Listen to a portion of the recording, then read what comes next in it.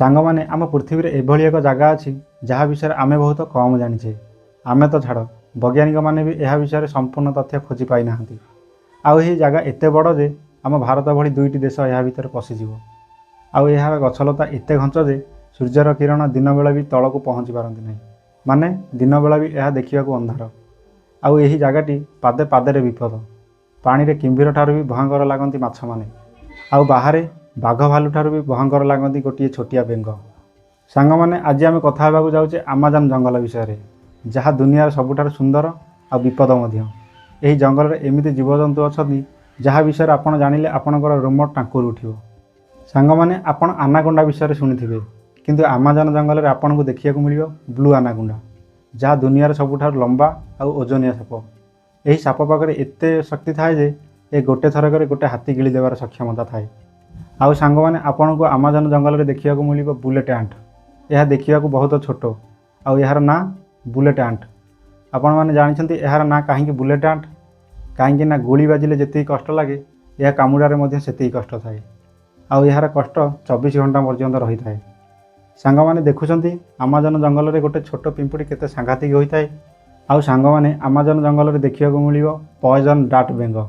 यही बेंग देखा बहुत सुंदर, किंतु गोटे छोट बेंगर चमड़ार एत शक्ति थाए जे 10टी लोक मारी पारिबार भी विष रखी थाए।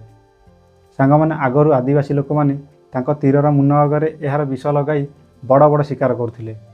यही जंगल में पिरान माछ, जागुआर भली आहरी सांघातिक सांघातिक जीवजंतु अछंती। सांग मैंने आमे तो आमाजन जंगल जीवजंतु विषय कथा हेले, एबे चलतु जानिबा आमाजन जंगल नदीर रहस्य विषय। सांग मैंने आमाजन नदी नील नदी पर द्वितीय नंबर रे आसे, किंतु पानी हिसाब से पृथ्वीर सबुठार 1 नंबर रे आसे आमाजन जंगल नदी। पृथ्वीर सबुठार बड़ बड़ 7टी नदी में जेतिकी पानी थाए ताहाठारु अधिक पानी थाए आमाजन जंगल नदी रे। सांग मैंने आमाजन जंगल नदी समुद्र को प्रचुर परिमाण में मधुर पानी जोगाई थाए। यही पानी जेतेबेले समुद्र सहित मिसी थाए सेतेबेले समुद्र में 160 किलोमीटर पर्यंत समुद्रर पानी लुणी लगे नहीं।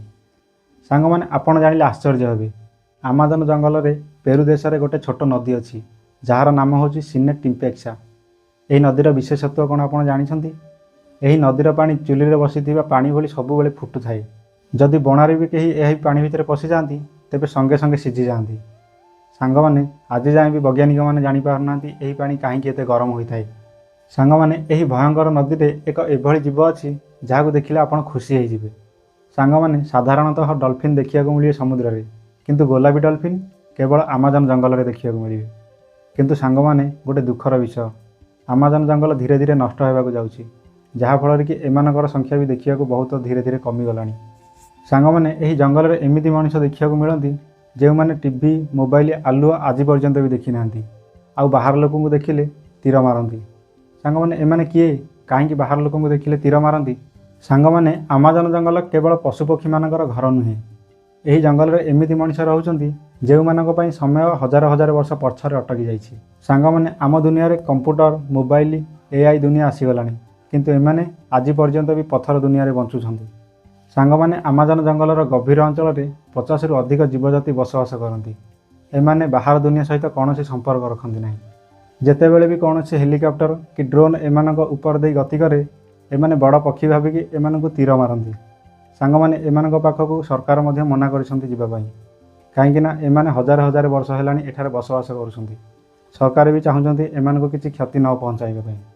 सांग मैंने एते सबु रहस्य और जीवजंतु को साइति रखिथिबा एही आमाजन जंगल एबे विपदर अच्छी।